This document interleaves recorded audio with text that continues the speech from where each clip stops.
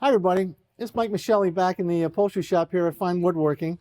I want to give you a little tour of a treasure I found a long time ago at a tag sale. I've been doing upholstery in antique cars and antique furniture for many, many years. And over that time I've had the luxury of some great mentors, and I've been able to collect some really interesting tools, many of which were not for upholstery but people thought they were. And what I find now is many times you'll see stuff for sale on eBay or something, and people say, oh, well, I don't know what it is, so it must be for upholstery. But I want to give you a picture here. If I can just close this up quickly. I went to a tag sale, and I see a box, this old suitcase, and I looked at it, and I couldn't tell what was in it, but I saw on the front the handle was wrapped and hand-stitched with a piece of red striped jute. This is the upholstery material that we use for webbed and sprung upholstery. So I looked at that and I said, I bet you I know what's in here. It's got to be an upholsterer's kit. Open up the box, and here it is. This is a kit, was bought exactly as you see it here. I haven't changed anything in here or altered it in any way. And as far as I can tell, this kit dates from probably the 30s or 40s, probably before the war. And this is a kit that an itinerant upholsterer would have to go and make his living by piecework from one shop to the next. So you'd go to a furniture restoration shop, they'd have work for a couple weeks, you'd upholster, you'd pack your little kit, you go to another shop, looking for work. And I'm going to say, without any hesitation, that a single craftsman with no power tools fed his family out of this box for his working life. And the reason I know that is the wear on some of these tools. So let me just walk you through what he's got.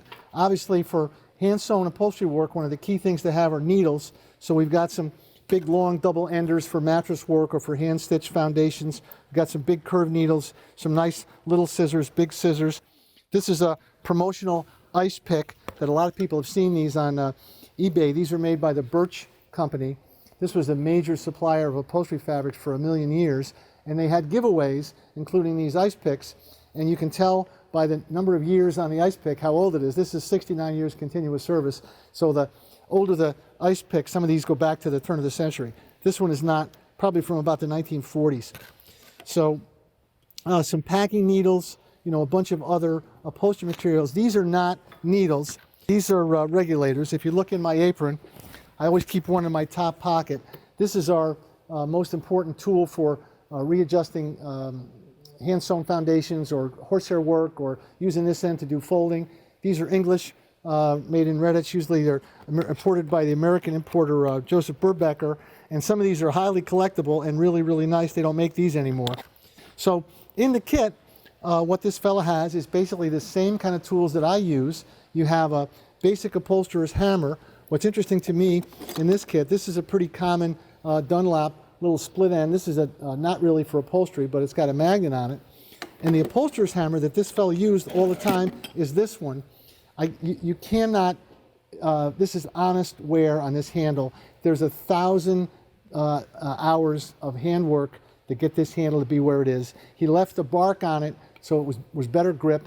And this hammer's put in 100 million tacks over a lifetime. You can just feel the patina in it. It's absolutely cool.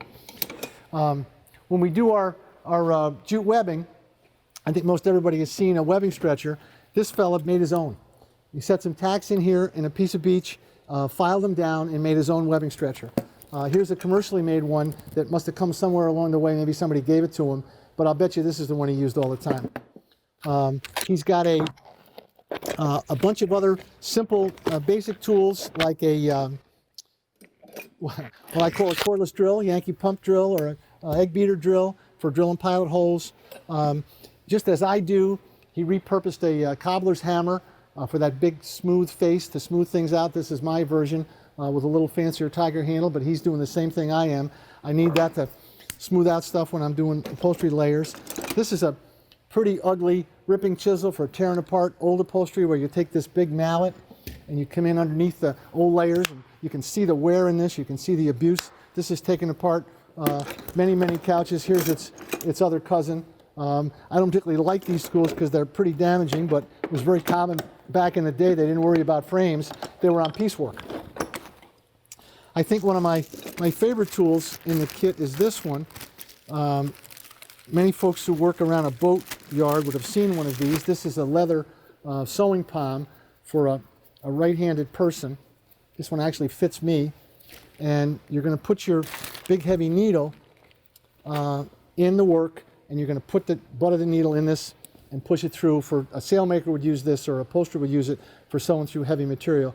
This one could talk. That's got to have 1,000,000 miles on it, and it's fitted exactly to somebody's hand who happened to have a small hand like mine.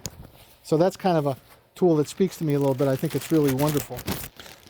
And I think my favorites in all of this are the repurposed little first aid kit for the smalls, cloth tape just like I use still, some pins, some thin pliers for pulling through a needle in difficult work. You want a flat pliers if you have hard stuff to sew. Same stuff I do. Little block of felt for pins, just like we still do. But what I love about this kit the most are these two scissors. Back in the day, a good pair of whisk scissors was a week's pay. These are really expensive tools, state-of-the-art, best you could buy. And this one is a whisk number 20.